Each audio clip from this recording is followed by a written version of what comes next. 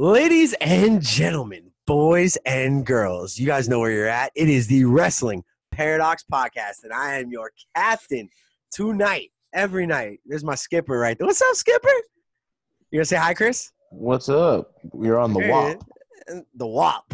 You down with WPP? Yeah, you know me.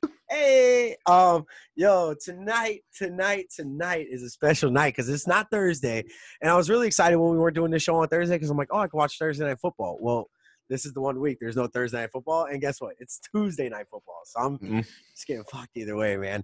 But you know what? I'm missing football for a big reason because tonight in the building we have a very special guest coming straight out of CCW. He's coming at you hotter than a bowl out of the microwave. It's my new favorite thing, man. Don't throw it at me, all right? We got the one, the only Pharaoh Santana, a.k.a. Nasir Santana, right? Yes, sir. What's up, man? Welcome to the Paradox, boy. Yo, thank you for having me. First and foremost, I really appreciate it. I'm excited. You feel me? I'm just, I'm here. I'm ready to let everybody know what time it is to be quite frank. Nah, man, that's what we're here for because, we've had Alex, and Alex is established. We've had Cha-Cha, and he's double champ right now. Will Austin's flying somewhere through a galaxy of his own fucking realm right now.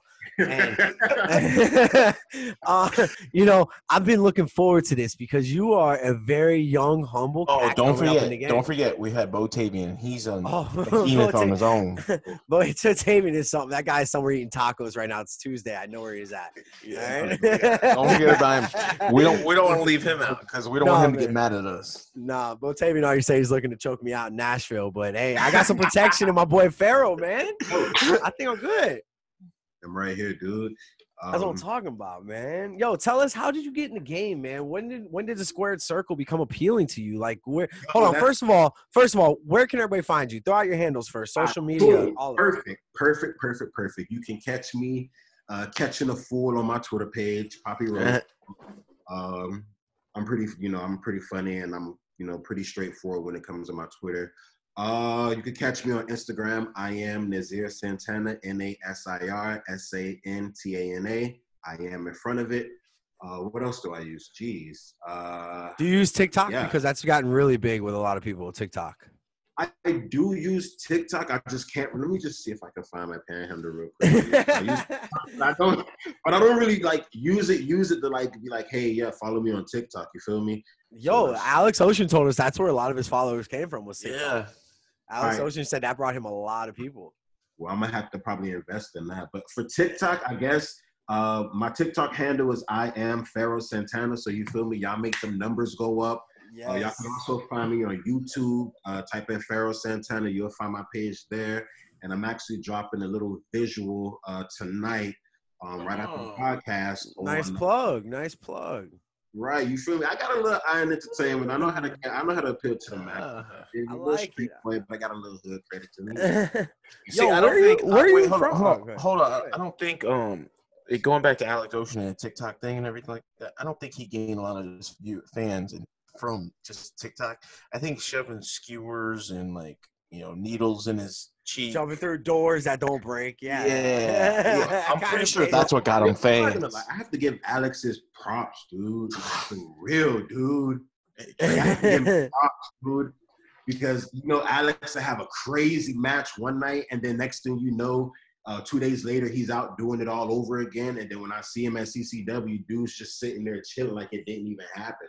Man, it's crazy. I've literally watched this guy pull a piece of glass out of his finger, on video. I don't know if you saw it, but he's and he just rips it out. And apparently he sells that shit to people. I don't know. It's crazy. Well, he's told me that he's actually sold some shit like that to people. And I've watched that same video. I watched that shit 5 times because I couldn't fucking believe it.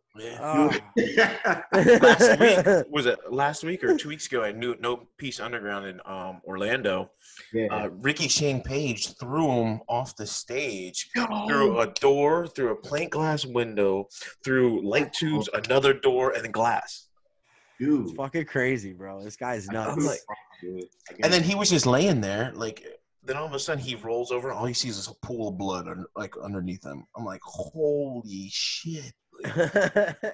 Yeah, man. Alex Ocean's really turned me into that whole blood sport wrestling. I've watched it a lot more because of him now. Like, I was always a fan of Murder, Death, Kill Club. MDK is always kind of dope, but Alex really brought me into it because, you know, we personalize with Alex now. We know who he is. We talk to him. Like, you know, so it's kind of cool to, like, see someone that you know doing that shit, and it's like you finding a whole new respect for it. Mm-hmm. Yeah. But now we're off the Alex Ocean. Yes, so. I'm on to you, bro. Yeah, this is why I'm here. I ain't here for Alex. Alex had his moment of fame. That kid's still moment of fame is still growing. Tonight's about you, and I want to just know, don't like, tell him we're talking shit about him though. So no. He'll see it. He's gonna fucking body slam me in Nashville. I already see it coming. You know, first things first. Where are you from, and like, how did you find the squared circle? Like, where did it like all appeal to you to say that's what I want to do? I want to jump off shit. To be real, and that's crazy because I knew that question was coming, and that's one of the first things I thought about. So I really wanted to like really watch how I put this question out there because I didn't want to paint the wrong picture or the stereotype, but I wanted to actually let it be known who I am and where I'm from. I'm a city boy. Grew up, Miami-Dade. At some point, you know, I took it to Nashville for a little bit, got homesick, so. I came kind of back down here, but originally I grew up in Miami-Dade. Fucking crazy city, the shit that you would see on First 48, you feel me? That's our lives down here. That was the environment growing up, you feel me? It wasn't like always the most healthiest environment, you know, for a child growing up. And then at one point, I was walking in my grandma's house, and my cousin stayed there at the time. And you feel me? As soon as I like walked in his room to ask him something, this was when like The Rock was in his fucking prime, dude. As soon as I walked in his room, he just fucking caught me in the fucking rock bottom, took me up. I was in a daze because I didn't know what the fuck had happened. Like what? So I'm sitting and I'm rock, but then like I didn't know that at that given moment, like that planted the seed for me to be where I am now. That's what's up. How old were you when that happened? I want to say I was at least about probably 5 or 6. Oh, okay. Because I can just imagine like a 12-year-old just standing there and your cousin's got you in the rock bottom and you're just like, what the fuck is going on? What are you doing, man? But no, from that one experience, by the time I was able to like get a grasp on like sports and what it was and the different type of, you know, levels of sports and things that there were out there, he had done already moved out or whatever. So I didn't really get a chance to ask him like, yo, what was that fucking ass move that you fucking did fucking 4 years ago? I can't remember it. But then he invented the Spanish Fly back then. But it's crazy because my cousin was the one who introduced me to wrestling, and now he's like one of like my fucking biggest fans, dude. And it's fucking crazy. Well, I know I've looked over your Twitter and things like that, and I know your grandfather is, you know, the real Pharaoh Santana, and I know that your grandmother was a big influence to you and things like. I've noticed these things through your Twitter. You know, how'd they feel when you got in the ring, or have they ever seen you in the ring, things like that? I think that's one of the main reasons why I kind of pushed to like say I wasn't gonna wait and I wanted to get in the ring now, because that was like one of my things, just to like have my mom. My mom, but my great grandma and my dad, rest in peace. I wanted to have them come to my match and finally see that, you know, I finally got my shit together and I'm doing something. You found something that's but unfortunately. They passed 3 years ago, and they passed in, you know, the numbers when they say death comes in threes. So that's kind of how it hit me. So it hit me real hard when I lost all 3 of them. So for like 6 months to a year, I was like really lost in limbo. And then I just kind of reached out to CCW, and I went out there after months of putting it off and procrastinating because I just wasn't sure if I was ready or if that was something I really, really, really wanted to do. But as soon as I went out there, I was open with like welcome arms. And as soon as I got in the ring and started like doing drop kicks and kip ups and all type of crazy shit, everyone was like, damn, dude, this like he's fucking got something just off the muscle. How long have you been with CCW? Literally, dude, 4 months. 4 months. Oh, wow. Yeah. 4 months, and I kind of got like a little bit of heat for that because I actually debuted in 2 months, and some people take like fucking 6 months to like. Hey, if you got it, you got it. Fuck them, dog. Keep pushing. I don't give a fuck about what the next person says. No, that was my mindset. You feel me? I was just like, you feel me? No one really knows what I've been through to to be here. Mm-hmm. So I can care less about what the fuck how somebody feels or whatever I get, because what's meant for me is always gonna be for me, and that's, you feel me? That's just like the motto I live by, dude. Like I don't. Now, was your first match in Nashville against Benny Blanco? Actually, yes. That was a very good match for two green, like first matches. Like it was it just the way, like, and I told this to Benny too, is like whoever you had someone videoing, and he went over to the camera, and he had that mentality to talk shit to the camera. Yeah. And it wasn't even a CCW camera. It's just he just had that mentality. But then you hyped up the crowd after you got back over on him and everything like that. It set the stage for the rest of the night. I always said it. You could ask Joe when we talk about AEW, is the show is always going to be good if the first match is really, really good. Absolutely. It sets the tone for that. It sets the tone. And I guess I understand that you guys had like the weather issue, and everything like that, but you guys still did great. You guys still did great. You guys set the tone. Yeah. What are your thoughts of Benny Blanco and how he's coming up? Because you guys are basically playing off each other's backs. He's in good, then you try to get better. Then he tries to get better, then you try to get better. It almost reminds me of The Rock and Triple H back in the day, how they were used like each other to climb up. Yeah, and that's kind of in a sense what it is, but I don't kind of look at it like that. I just look at it as an in-ring performer and an athlete. I just always want to work with someone who's going to push me to the next level. And with Benny Blanco, it started like that. Our first encounter was actually in the Battle Royale, the month prior to. And I think as soon as the bell rung, I just looked around to swing on the first person, and as soon as I turned around, Blanco just fucking caught me in the jaw, dude. He just fucking caught me in the jaw. So I'm like, wait, hold on. So I like swing back, dude, and the rest. And I think right there, like, it's been cemented that like he was gonna be the person who was gonna push me to my next level for a while. And that's good. That's good. That's two green guys who can be patient with each other and understand that you guys are still developing your game, and you guys will learn how to move with each other, and you guys will have those great matches that people like Chris and I would appreciate, a lot more than I mean, no disrespect to anybody else, but I would appreciate watching green guys do well. I know Agony and Vinicius are going to put on a show. Absolutely. But I can watch you guys and go, damn, these guys are young, they're up and coming, and it's wrestling that it makes you appreciate the sport more, seeing guys like you coming up. I appreciate that, for real. Yeah, for sure, man. For sure. Yeah, it also shows that when you and Benny Blanco, starting out together, you guys you creative wise, you guys can go either the same path or you can break off and continue a storyline with each other, or tag team. Or there's so much that you guys, because you guys in-ring talent are so close together.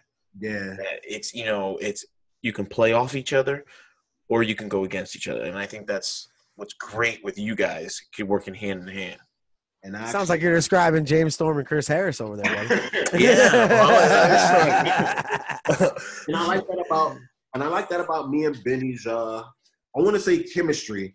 I want to say I like that about our chemistry, because you feel me, when we're in the ring, we actually bring it to each other, dude, because, it's one of those things where it's just like, I look at him, I'm just like, dude, I'm not no pussy. So if you finna hit me.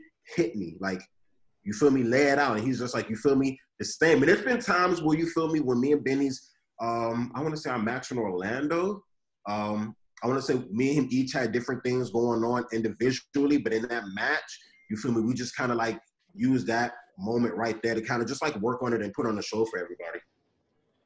Gotcha. What what's your goal? What's your end game with this? Like, where do you see yourself in 5 years down the road? Where can we find you?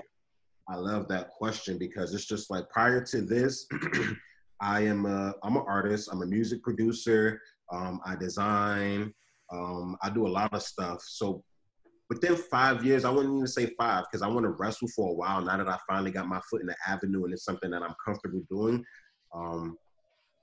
Within 5-10 years, I want to say I want to be that first ever, pro wrestler pro wrestler who goes off and who's Grammy nominated, because you got most pro wrestlers who goes off and they're freaking and they're Hollywood and they're this and they're that, but you don't really have that one pro wrestler who's like Grammy nominated, like they're leading the charts as well as fucking 2 belts and undisputed, and they're just doing their fucking thing. Because I honestly feel like wrestling, there's a gap there, and it can be filled in a sense of the hip hop industry.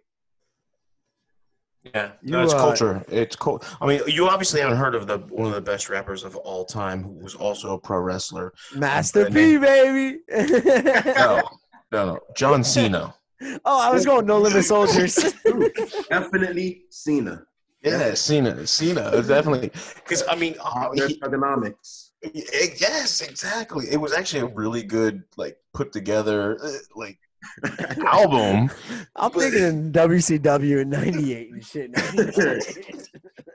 I'm just saying, like, it'll just be one of those unheard of things that you don't really see in the world of pro wrestling, but it's just like, don't knock it till you try, because it's just fucking pro wrestling, dude. Anything can happen. Yeah, definitely. I mean, Chris, you got something for him? Hit him with it. I've been talking this whole time. I'm sorry. Yeah, if you right now, given your state in the industry, like you said, you've only been 4 months with CCW and everything like that. Right now, with what you've learned from your coaches and everything like that, who in the whole industry, in the whole entire AEW, WWE, etc., could you have a match with and be 5 stars? Woo! Say Velveteen Dream. This will put the peanut right there in it, bro. Give it to me. Some people at CCW told me that they want to see that in the dream match. Once I make it there, me and Velveteen go at it. I wouldn't mind Velveteen, but I also wouldn't mind fucking Buddy Murphy, dude. You like Buddy Murphy? Yeah. He's fucking sick, dude. You like him? Yo, that's someone that could Ricochet definitely. Ricochet, I would say, is probably like my top 5 who I would want to have a match with. Now, wait, Ricochet now or Ricochet, like, independent Ricochet? Okay. The underground Ricochet. Yeah. Okay, first off, Ricochet wasn't in Lucha Underground. It was Prince Puma that was in. Oh, yeah, Prince Puma. Keep the kayfabe, sir. Me and Chris, we saw Ricochet live, and that was my first time seeing Ricochet live. It was at a place called Pancakes and Bile Drivers at the Wyndham Hotel in Orlando, like 3 or 4 years ago, and it was him and Isaiah Scott, Swerve Scott. Shane Strickland. Sorry. Kayfabe, bro. Jesus Christ. McMahon has brainwashed me into calling his wrestlers whatever he wants. So no, but like it was so fun to watch. That guy's just so crazy athletic, man. It's nuts. And I've seen some of his pictures, and he's dumb athletic. He's someone I think I want to go in there and run toe to toe with as well. Yeah, he's definitely a name on the list. You got your bucket list of wrestlers like Cody Rhodes. He better be on there. I got dude, if you ask me for my bucket list, that shit's more like a tub. This guy's just throwing everybody in there. Will Ospreay. It's a fucking horse trough.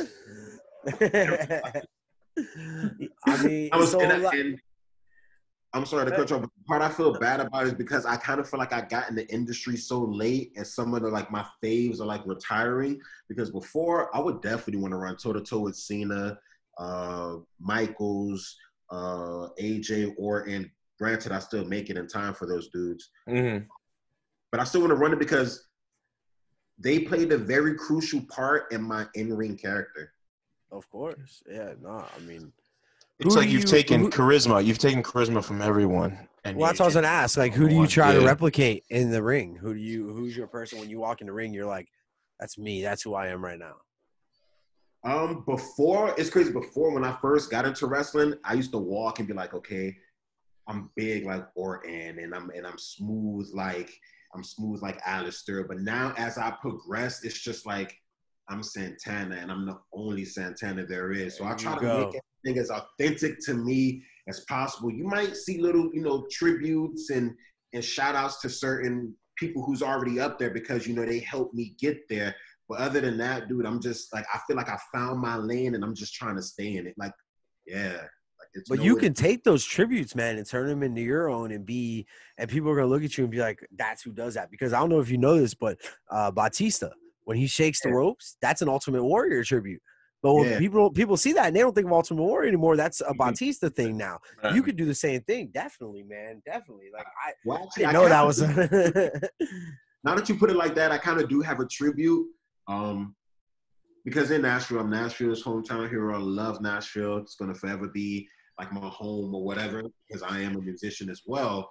But I have like this thing I do where I like tune up the band in a way, and I like make like a little beat with it, and it's so fucking awesome because when the crowd gets behind it, it's like a whole chant of just like everyone chanting, and they're like, nice. Dude, I'm gonna debut it in Nashville, and it's gonna officially be a thing. Yo, well, you tell me when to cheer, and I will cheer, my friend. I will get that crowd going. I promise you that. I appreciate that. I will be live in the crowd there. You made a reference to Buddy Murphy. What do you think about Tony Nese? I'm gonna be real. Before I knew of Buddy Murphy, I knew of Tony Nese. Mm-hmm. So would you see yourself wrestling, having a match, a really, really good, like 5-star-esque match with Tony Nese or Buddy Murphy? Because I think they're very close. Me personally, I like Tony Nese a little bit more.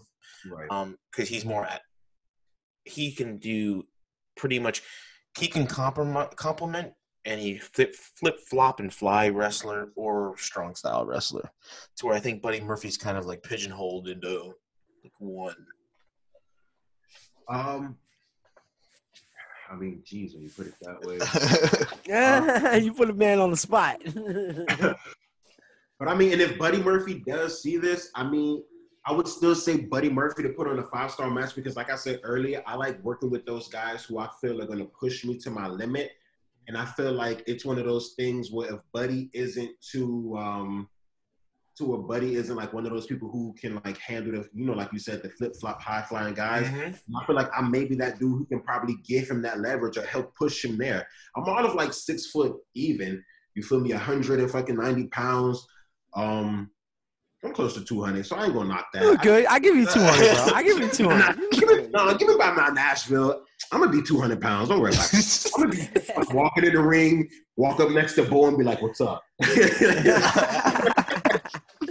So you're on the card for Nashville. Who do you have at Nashville?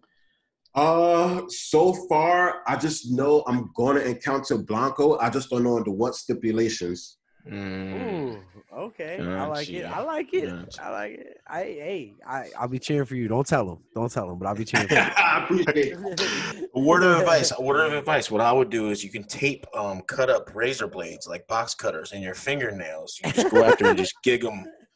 Yeah, it'll make the match better. New Jack and Abdullah the Butcher taught me that. Yeah. Do you see yourself getting in those kind of matches, or are you ever going to be a deathmatch wrestler, man? I wouldn't say I would be a deathmatch wrestler. I would take it to probably like hardcore, no holds barred street fight. But I would pay homage to Alex because he's actually the one who made me feel comfortable with actually like being like, you know what, I'm going to use fucking light tubes in this match, or I want to use light tubes. I was going to ask, that was my next question. Have you used weapons before? Have you walked through a table? Have you taken chair shots, things like that? I haven't yet, but I'm not closed off to it. I'm like really open to it, and it's crazy because some of the spots and stuff that I want to do involves like chairs and tables and just like unorthodox shit like that. All right, so what you're gonna do, bro? I'm gonna be your advisor right now. You are gonna do a run out on Sabu, and good luck. So like, just do a run out on Sabu in Tennessee. Good luck. Dude, I would be running up to Sabu, and Sabu's been in the game so fucking long that as soon as I fucking touch the apron, I will have a chair eat my face. Yeah. And you be smiling the whole way. You're like, this is awesome. Dude, I watched my tooth down my throat, not picking up and be like, well, yeah, can you just sign this for me real quick? I watched a video. I watched a video today. It was Rob Van Dam and Sabu versus Hayabusa and what was the guy with all the Japanese letters written on his face in WWE? He is. Jeez, don't. He wore the white. No, he wore the white pants. It was in the like mid-90s. Oh shit! You got me, kid. Damn, I can't remember his name. I'm gonna be going to sleep and I'm gonna remember his name. So. I know who you're talking about because his name is like written down his face and stuff. Yes, yeah. I feel like he came back and he had a stint with Cena at one point. I don't know if he had a stint with Cena, but I know he went over to ECW and they had a tag match. It was him and Hayabusa versus Sabu and RVD. And they threw the most gnarliest fucking chair at Hayabusa that he didn't get his hands up like fast enough. And the whole like bottom of the chair just caught him and just mushed him in the face. It was like, yeah. And they just kept showing it in slow-mo. It was just so gnarly. I was like, golly. And this is Hayabusa. He's like one of the best at the time. He was one of the best like high flyers in New Japan and All Japan Wrestling and and everything like that. So for him to get Hakushi, there you go. I found it. Yes. No, man. I'm excited to see you in Nashville and see what the future brings for you, man. Like I'm really looking forward to, because like I said, I'm gonna be making it to Nashville. Chris, unfortunately, due to work, won't be there, but I'll be there, and I got a shirt. I got WPP, I don't a fucking shirt, white people shirt, but WPP. Jesus Christ, we should have found a new logo, Chris. You down with WPP? This show starts to go off the rails about 30 minutes in. Now, you said you don't know if Buddy Murphy's ever going to see this. I can't promise Buddy Murphy, but I can promise you Cody will watch this. Cody watches all of our shows. It is known. We pitch ideas and merchandise, and the very next week the idea comes to fruition or the merchandise is on their shop. It's happened. I have proof. All right? So Cody's sending us checks, and maybe we can get him to get you on the dark or something. Yeah. I appreciate it. You feel me, Cody? You laugh. You laugh. Like, kid you not. Like, I think it was our second show that we ever did. It was right after Brian Cage debuted and Taz came out. And I texted. We didn't even say it on the show, I don't think. We might have said it on the show. I said, bro, how cool would it be if Taz brings back the FTW belt and just gives it to Brian Cage and he runs amok on all AEW? Guess what happened next week? 2 weeks later, they gave him the belt, and I'm like, "What the fuck just happened here?" We just talked about that, like, dude. The T-shirt. Tell him the T-shirt, Chris. This one gets me. I hate this one. When Matt Cardona appears and he starts siding with Cody, he texted me and then made a comment on the very next week's show. He goes, "Bro, how funny would it be if they made a Sweet Life of Matt and Cody shirt?" Sweet Life of Zach and Cody, and next week Sweet Life of Matt and Cody. And I'm like, are you fucking? I'm done with this guy, bro. This guy needs to send me some royalties. So instead of royalties, I'm gonna work on getting you on dark. That's my next. There we go. And I was actually gonna tell you guys, like, merch coming soon, dude. And I'm not just talking about like T-shirts, because everyone want to do T-shirts and this is that and the third.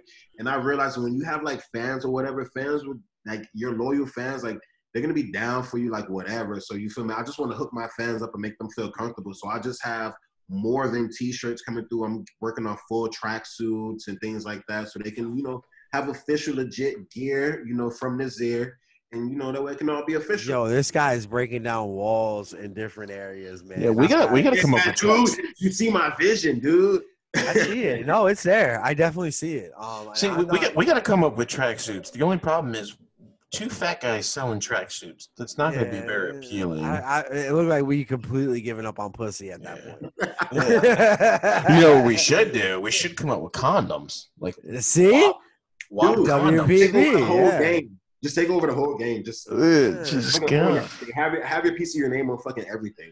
Yeah. See? WPP, Wrap People's Peckers. There you go. Boom. It sells, man. It sells. It's gonna be that's gonna be a segment on Dynamite in 2 weeks. Condom on a pole. Vince Russo's in town. Yeah. Wrapping people's peckers. Let me ask you a question, man. And I want to know, like, you grew up. Did you watch WCW at all? WCW, honestly, growing up, I didn't get a chance to watch it, and but these are one of those things that, like, you kind of never really appreciate it until it's gone. He's not my biological dad, but he's the dude that fucking raised me up until the point where I'm at now. So technically he's fucking dad. You feel me? Yeah, of course. me and his bond was through wrestling. Like, that's how we first bonded. Like, you feel me? When he first came around, you know, being a preteen kid, I was, of course, standoffish. But then when I see him watching wrestling and, you know, me being a kid at the time, you know, that's my house. So when I'm walking through my house and I see you watching wrestling, I kind of just like stop and be like, what you doing? Right. And then from there, he started like telling me matches and showing me shit and showing me stuff. And it was through him that I seen that legendary fight with fucking Sabu where he fucking ripped his fucking bicep and fucking duct taped it over back. Dude, it was because of him, dude. And that's one of the things, like, whenever I go to the ring, you'll always see me do this. I always throw my L's up, which stand for long live, because, you know, that's the reason why I get in the ring. Long live my dad, long live, you know, my grandma, long live anybody else, you know, whose passion is wrestling or who's no longer here to watch us, you feel me, perform or whatever. So everyone asks me, like, what is this? I'm just like, no, long live. Like, the passion never dies. That's actually pretty cool. I like that. Yeah, that's dope. Now, what would that kind of be like your logo? In a sense, it'll be my logo, but I'll probably like clean it up, probably like do other stuff with it just to make it stand out. But yeah, long live. I like that. So let me ask you, who is, just because I want to get to know you more, who's your Mount Rushmore of wrestling? Ooh, I fucking love this question.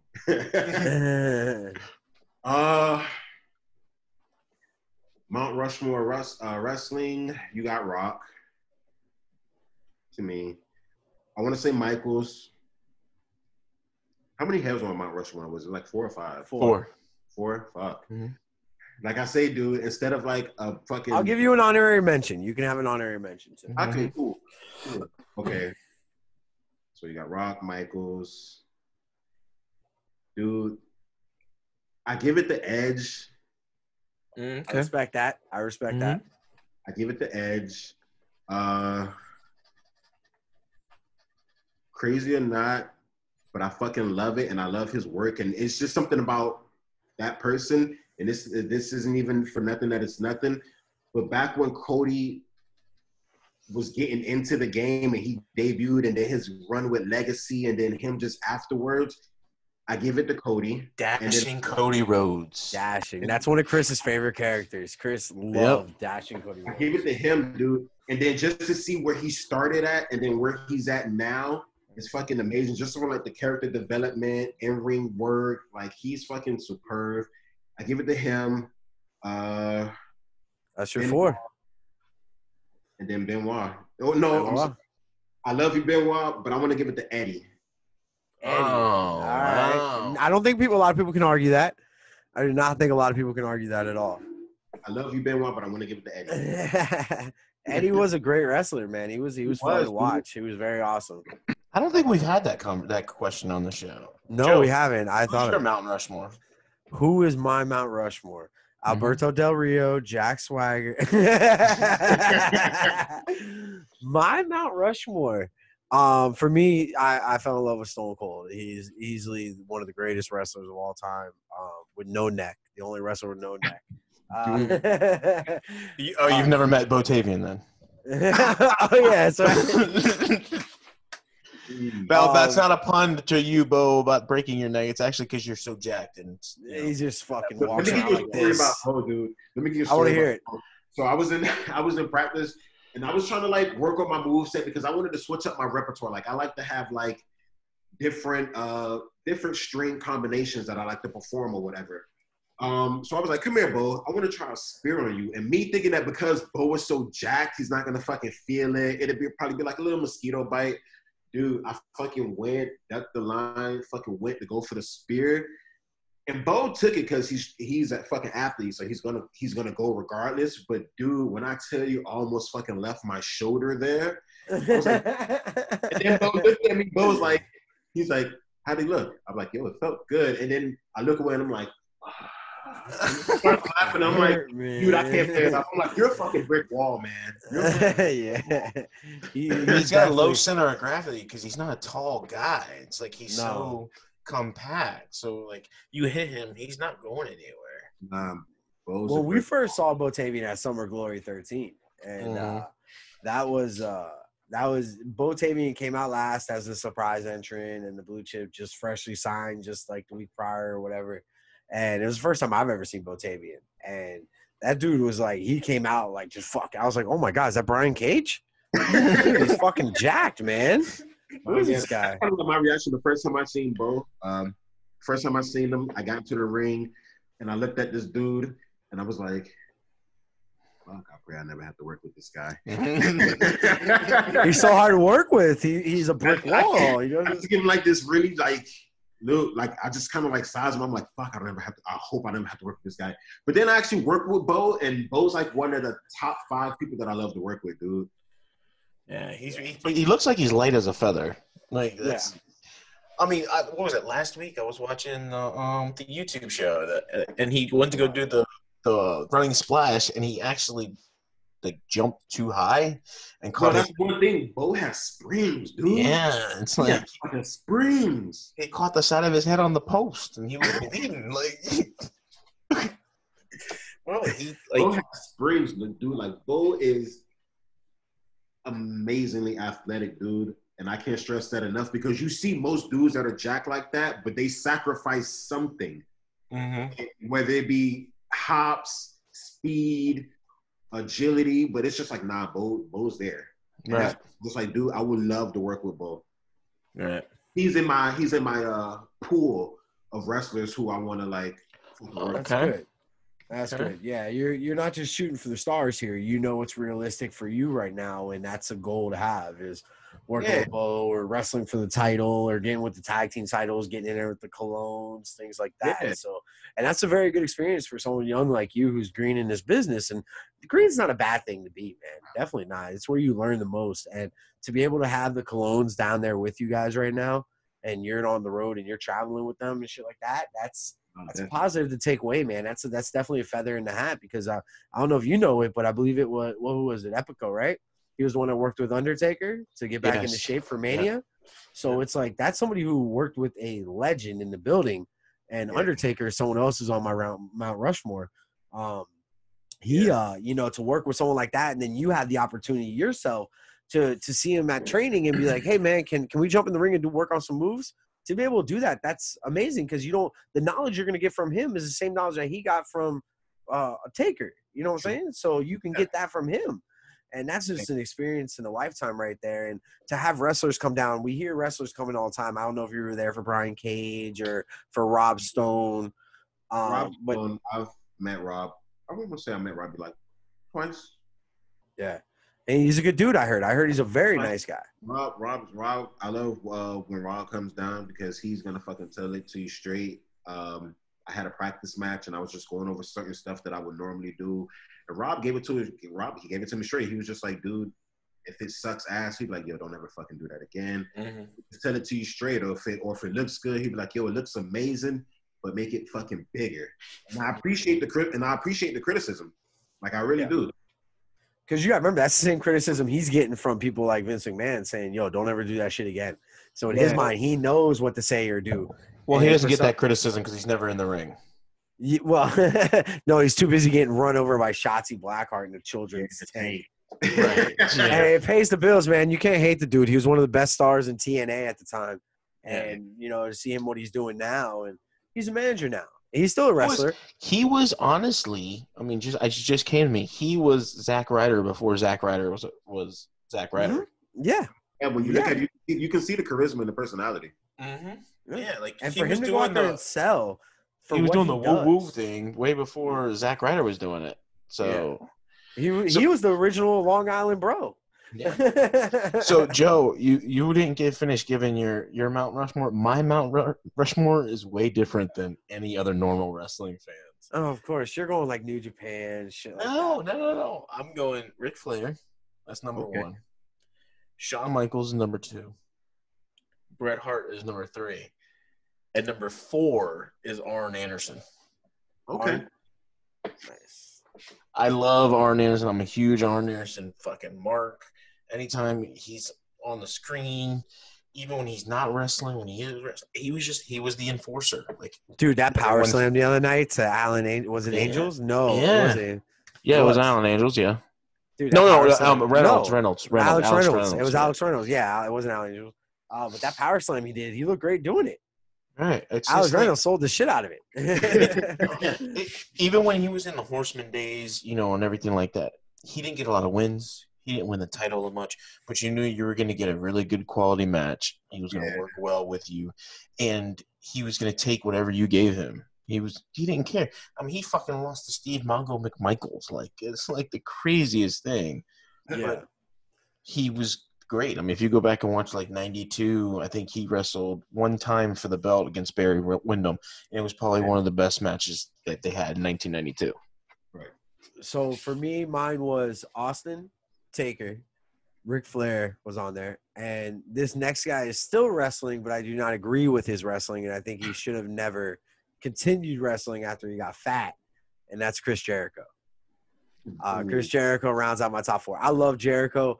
I thought Jericho was one of the greatest talents that as he got older, he got better. That Kevin Owens storyline no more than 6 years ago was one of the greatest storylines that I can remember in my time. I thought it was amazing. The whole run was awesome. The list of Jericho was great. There was nothing that Jericho could do wrong as he got older. And he got better with age, except for the Lion Tamer got kind of whacked. But other than that, I loved his angle when he had, you just made the list. I loved it. I fucking loved it. And the payoff was amazing. The list of KO, rounded it out. That payoff was amazing. And, I argue all the time, and me and Chris have had this conversation, the fact that they went on third at WrestleMania was just the worst spot for them. That was the hottest storyline going into WrestleMania. Yeah. They could, if they went on first or even second, it would have been good. But once you get third, fourth, and fifth, you're kind of getting lost in that card a little bit. Yeah, but during that pit WrestleMania, that was Orlando pit WrestleMania, where would you fit him in that? Because it was supposed to be Undertaker's last match. You had Brock and Goldberg wrestling, and then you also had the Hardy Boys coming back. Why did Shane and AJ have to open up the show? They did not have to open that show up. It could have been Jericho. They could have went on second. A McMahon was involved. I know. I'm not going to get into a different show. This ain't about us. This is about my boy right there. He said it's a McMahon. Yeah. This is not about us. This is about Nasir Santana. And let me tell you something, man. I cannot appreciate you enough for coming on tonight. We hope we showed you nothing but open arms and gratitude, and we will be re-upping with this again. I'm getting a round of interviews through Nashville. I plan on hanging out with you guys outside of the show, inside of the show. I'll be there for 3 days. I've already talked to everybody with CCW involved, and we got permission to sell our merchandise at the show, which is really cool. I had to promise I'd keep my prices lower than the wrestlers, and I completely obliged to that and said, yes, sir. I'm gonna definitely make sure I show love in Nashville, copper shirt. You feel me? Support. Yeah. Well, everybody who does an interview from CCW gets a shirt at no cost. That's our gift to you. That's our thank you. So I got 8 shirts. I got we did a lot of interviews season 1. But no, man. Hey, this was awesome, man. We appreciate you coming on. So this is what we usually do. Going into the final 60 seconds, I give you the mic, and whoever you want to talk to, call out. I know Will Austin had a couple things. I believe he mentioned your name. Cha mentioned your name. Okay. Maybe you got something you might want to say back to him. So this is your time. 60 seconds, brother. It's all you. All right. I'll go ahead and say it like this. Will, Cha, Blanco, you loudmouth son of a bitch. I think we all know that it's all love, but if it's one thing I want to let our boys know, and that's for anybody in the indie scene that's watching this, anybody that's already up there, my name's rising. It's rising fast. I'm not trying to toot my own horn, but I'm the next best thing to watch out for. And like I always said in my promos, believe me, I'm going to always sell more ticks than Boston. Oh. Yo, and let me tell you something. We found out who you were really quick, my friend. Thank you. I had to get you on this show. But, make sure you – go ahead. No, I'm saying I appreciate that, dude. Oh, for sure, man. Make sure y'all like, subscribe, and follow to Pharaoh Santana. He is on Twitter, YouTube, TikTok, Facebook, Instagram, everywhere. Make sure you guys like and subscribe and follow to this channel, Wrestling Paradox Podcast. Make sure you guys swallow us right there on Twitter at Podcast Paradox. Ladies and gentlemen, that's a wrap. Hey, Chris, say something stupid. Something stupid.